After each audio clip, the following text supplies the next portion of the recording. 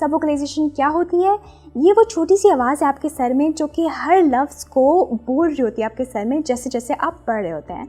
और ये जो हमारी आदत है ये तब डेवलप होती है जब हम बचपन में पढ़ना सीख रहे होते हैं और हमें सिखाया जाता है कि हमें ऊंची आवाज़ में हर अल्फाज को बोलना है।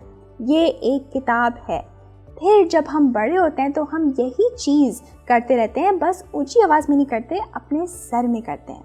ऐसा करने से हमारी पढ़ने की रफ्तार काफ़ी स्लो हो जाती है क्योंकि हम सिर्फ उतना तेज़ पढ़ सकते हैं जितना तेज़ हम बोल सकते हैं, जो कि अमूमन 150 से 250 अल्फाज पर मिनट होती है।